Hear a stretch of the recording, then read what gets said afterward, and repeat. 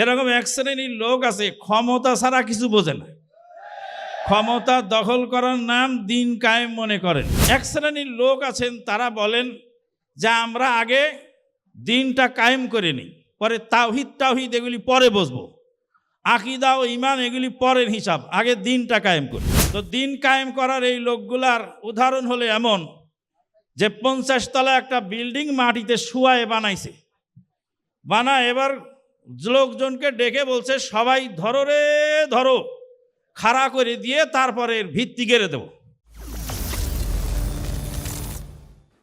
আত্মাহারিক TV, ওহির আলোয় উদ্ভাসিত জীবনের জন্য। এখন আবার যে মহাপ্লাবন আসছে তা হলো গণতান্ত্রিক জাগরণ, বসন্ত, গণতন্ত্রের বসন্ত। গণতন্ত্রের এই গোলক ধাঁধায় আমরা যে এখনো ভেসে যাইনি, এই জন্য আল্লাহ পাকের দরবারে আবারও শুকরিয়া, আলহামদুলিল্লাহ। দরুদ ও সালাম বর্ষিত হোক সেই নবী মুহাম্মাদুর রাসূলুল্লাহ সাল্লাল্লাহু আলাইহি ওয়াসাল্লামের প্রতি, যিনি আমাদের জন্য কিয়ামত পর্যন্ত আদর্শ রেখে গেছে।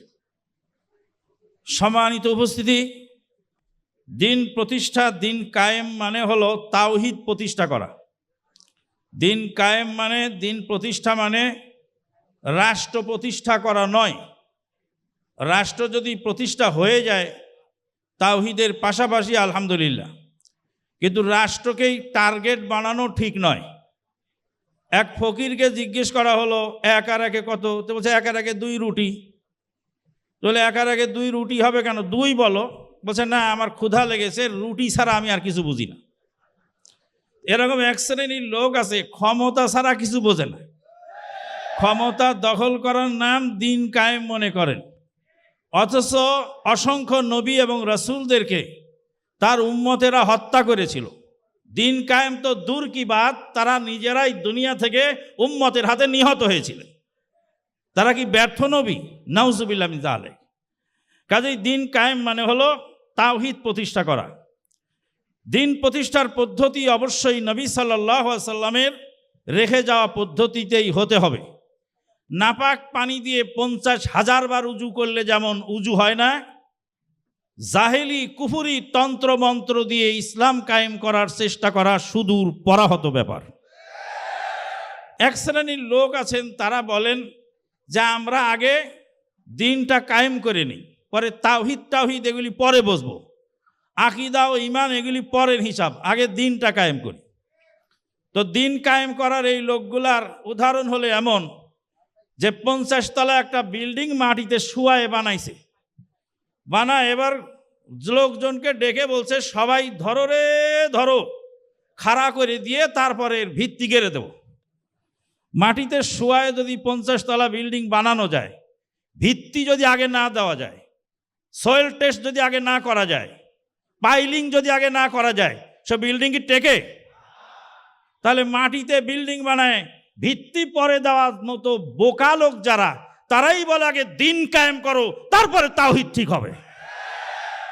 সম্মানিত উপস্থিতি, এখন দিন কায়েমের মডেল নবী সাল্লাল্লাহু আলাইহি সাল্লাম দিয়েছেন সাহাবায়ে কেরাম। সাহাবায়ে কেরামগণ যেভাবে আত্মত্যাগ করেছেন, আমাদের আত্মত্যাগের এই ওয়াজটা শুধু কয়েকজন সাহাবীর জীবনী সামান্য একটু অনুধাবন করলে আমরা বুঝতে পারি। মহান আল্লাহ পাক বলেন, ওয়াস-সাবিকুনাল আউয়ালুনা মিনাল মুহাজিরিনা ওয়াল আনসার ওয়াল্লাযীনা ইত্তাবাউহুম বিইহসানিন রাদিয়াল্লাহু আনহুম ওয়া রাদু আন। পূর্ববর্তী যারা নেককার লোক চলে গেছেন তারাই হলেন অগ্রগণ্য। ওয়াস-সাবিকুনাল আউয়ালুন, যারা আগে ছিলেন তারাই আগে, আর যারা পরে এসেছেন তারা পরে। অন্য হাদিসে বলছে খায়রুন নাসে কারনি সুম্মাল্লাযীনা ইয়ালুনাহুম সুম্মাল্লাযীনা ইয়ালুনাহুম। রেলগাড়ি যেটা আগে থাকে ওটা আগে যায়, আর যেটা পরে আসে ওটা পরে যায়। পরের রেলগাড়ি কোশ্চিন কালেও আগের রেলগাড়িকে ওভারটেক করতে পারে না। কোশ্চিন কালেও কিয়ামত পর্যন্ত আগত কোনো ব্যক্তি, দল, গোষ্ঠী সাহাবীদেরকে অতিক্রম করতে পারবে না। সাহাবীদের মর্যাদা কেমন? নবী সাল্লাল্লাহু আলাইহি সাল্লাম বলেন, লা তাসুব্বু আসহাবি, আমার সাহাবীদের সমালোচনা করো না। গালি দিও না, বকাবাজি করো না, সাহাবীদের দোষ ত্রুটি ধরো না। ওই আল্লাহর কসম, যে আল্লাহর হাতে রয়েছে আমার জান, কিয়ামতের আগে আগত ব্যক্তিগণ, তোমাদের পরবর্তী উম্মতেরা যদি উহুদ পাহাড় পরিমাণ স্বর্ণ দান করে আল্লাহর রাস্তায়, নবী সাল্লাল্লাহু আলাইহি সাল্লামের সাহাবায়ে কেরামদের এক অঞ্জলি খাদ্য দানের সমতুল্য নেকি পাবে না।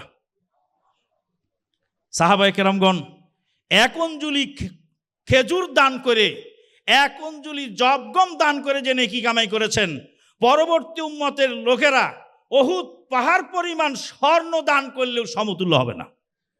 নবী সাল্লাল্লাহু আলাইহি সাল্লাম শেষের দিকে গিয়ে বললেন, ওয়ালা নাসিফাহু, এক অঞ্জলির সমান তো হবেই না, আধা অঞ্জলির সমানও হবে না। সম্মানিত উপস্থিতি, সাহাবায়ে কেরাম হলে আমাদের মডেল। সাহাবায়ে কেরামদের মধ্যে যুবক সাহাবী ছিলেন, যিনি ছিলেন যুব সংঘের যুবকদের অনুপ্রেরণা। মুসআব বিন উমাইর রাদিয়াল্লাহু তাআলা আনহু, ধনির দুলাল, সব কিছু ফেলে দিয়ে, বাড়িঘর ফেলে দিয়ে, বাপের জমিদারি ছেড়ে দিয়ে মুসআব বিন উমাইর রাদিয়াল্লাহু তাআলা আনহু সামান্য শর্ট পোশাকে, সামান্য ছোট কাপড় নিয়ে মদিনায় হিজরত করে উহুদের যুদ্ধে শাহাদত বরণ করলেন। মুসআব বিন উমাইর রাদিয়াল্লাহু তাআলা আনহুর আত্মত্যাগ এমন কঠিন আত্মত্যাগ, যার লাশকে কবরে রাখার সময় তার কাফনের কাপড়টা পর্যন্ত জুটছে না, মাথা ঢেকে দেওয়া হচ্ছে তো পা বেরিয়ে যাচ্ছে, পা ঢাকা হচ্ছে তো মাথা বেরিয়ে যাচ্ছে। ভাই প্রফেসর জালাল বলে গেলেন যে মাল ও মর্যাদার লোভ, এই মাল ও মর্যাদার লোভে এক শ্রেণীর মানুষ পাগল হয়ে তারপরে এদিক বিদিক দিক বিদিক জ্ঞান শূন্য হয়ে ঘুরে থাকে। আপনার আমার টার্গেট হবে জান্নাত। মুসআব বিন উমাইর রাদিয়াল্লাহু তাআলা আনহুর কাফনের কাপড় জোটে নাই, দুনিয়াতে বিদায় হয়ে যাচ্ছেন ধনির দুলাল। কাফনের কাপড়ের পরিবর্তে পাকে মদিনার কাঁটাযুক্ত ঘাস ইজখির দিয়ে ঢেকে দেওয়া হলো।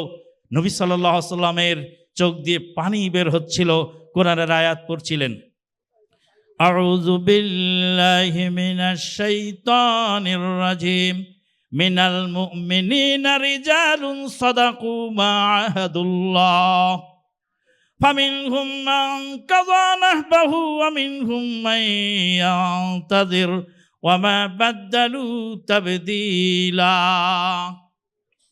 আমরা যদি এই মুসআব বিন উমাইর রাদিয়াল্লাহু তাআলা আনহুর আত্মত্যাগের কথা খেয়াল করি, সব কিছু ছেড়ে দিয়ে দিনের জন্যই সব কিছু বিলিয়ে দিলেন।